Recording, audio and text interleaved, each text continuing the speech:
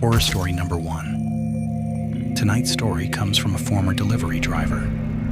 What started as a routine, late-night delivery turned into one of the strangest and most unsettling experiences of his life. A mysterious address, a customer who claimed she never placed an order, and a dark house where someone was already waiting. This is Wrong Address. I used to work part-time as a food delivery driver while I was finishing college. Most nights were predictable. Pick up the food, follow the GPS, drop it off, move on to the next order. Nothing exciting ever happened. Honestly, that's why I liked the job. A few years ago, I was working a Friday night shift. It was already close to 11 p.m. I was tired and ready to go home. I had completed almost a dozen deliveries that night. Then, one final order popped up on my phone. The payout was unusually high, almost double what I normally earned for a short delivery. At first, I thought maybe the customer had left a large tip. The restaurant was only 10 minutes away. The drop-off location looked like it was somewhere on the edge of town. I accepted it without thinking twice. That was my first mistake. I picked up the order from a small diner and started driving. The first 20 minutes were completely normal. The roads gradually became emptier. Street lights became less frequent. Houses became farther apart. Nothing unusual. Just a quiet residential area. Then I noticed something strange. The GPS signal briefly disappeared. My screen froze. A few seconds later, it corrected itself. I remember thinking it was probably because I was in a rural area. Cell service wasn't always great out there, so I ignored it. About 5 minutes later, it happened again. The route suddenly changed.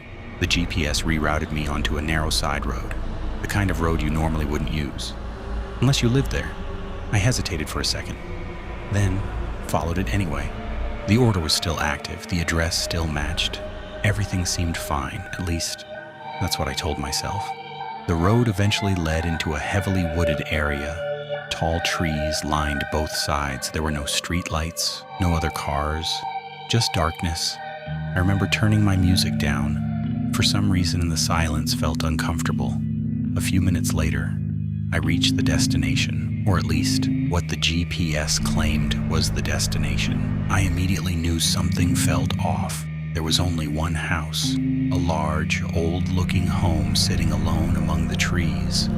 No neighboring houses, no lights inside, no cars in the driveway, nothing. The place looked abandoned. I checked the address again. It matched perfectly. I parked near the driveway and grabbed the food. Usually customers would leave porch lights on. This house was completely dark. I walked toward the front door. The entire time, I had the feeling someone was watching me. But whenever I looked around, I saw nothing.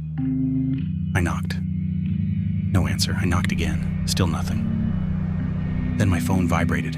It was a message from the customer. Leave it at the door. Simple enough. I placed the bag down, took the delivery photo, and started walking back toward my car. Halfway there, I heard the front door creak open behind me. I turned around. The doorway was empty. The food was gone. I figured the customer must have grabbed it quickly and stepped back inside. Weird, but not impossible. I got into my car. The delivery completed automatically. That should have been the end of it. Then another message appeared. From the same customer. Wrong house. I stared at the screen. The order was already marked delivered. I checked the address again. It was identical. Same numbers, same street, everything. I messaged back. I'm at the address listed in the app. A minute passed. Then another reply.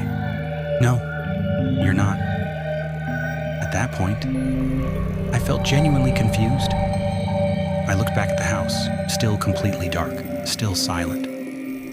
I considered driving away. Honestly, I probably should have.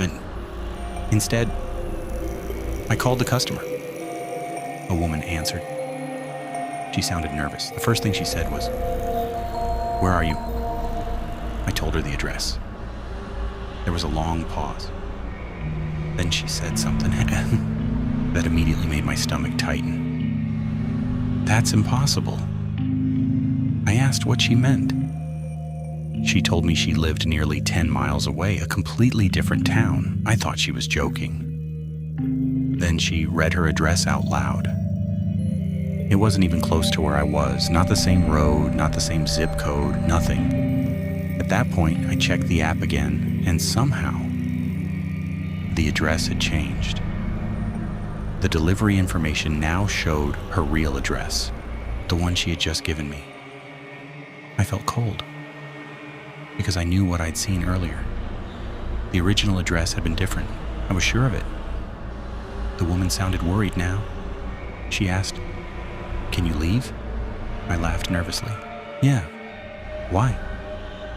Another pause. Then she said, "Because I never placed an order." For a second, I thought I'd misheard her. "What?" "I didn't order anything." I stopped smiling. She continued, "My account was hacked last month." I looked back toward the dark house. The front door was now slightly open. I was suddenly very aware of how alone I was. The woman lowered her voice.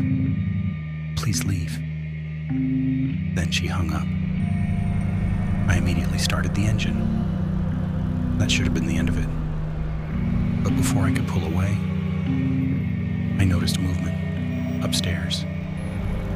A curtain shifted, just slightly. Someone was standing behind it, watching me. I couldn't see a face, only a shape, standing completely still. My heart started beating faster. I put the car into reverse. And that's when my headlights swept across the side of the house. For a split second, I saw another person. Not inside. Outside. Standing near the corner of the building, watching my car. I slammed on the gas. The tires slipped on the gravel. Then I sped back toward the main road. I kept checking my mirrors. At first, nothing followed me. Then I saw headlights far behind me. A vehicle. The same road had been empty earlier. Now there was a car following me. Every turn I made, it made two. The distance slowly closed. I remember gripping the steering wheel so hard my hands hurt. I called 911. The dispatcher stayed on the line. She told me to keep driving, not to stop, not to go home. The headlights remained behind me for almost 15 minutes. Then suddenly, they disappeared. Just gone. No turn signal, no side road, nothing. The police met me at a gas station. I explained everything. At first, I expected them to think I was crazy. Instead, one of the officers looked concerned. Very concerned. He asked me to describe the house. I did. The officer exchanged a look with his partner. Then he told me something I still think about. The property had been vacant for years. No one legally lived there, but police had received multiple reports of suspicious activity around it. People entering and leaving late at night.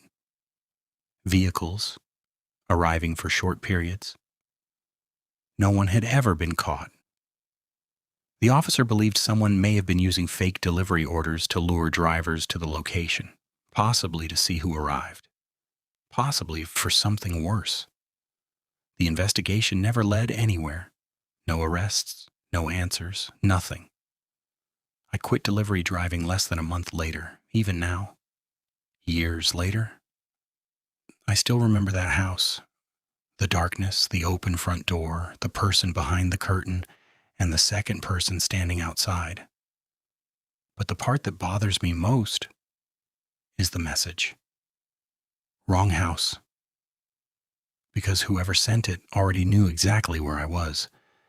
And sometimes I wonder what would have happened if I had gotten out of my car one more time.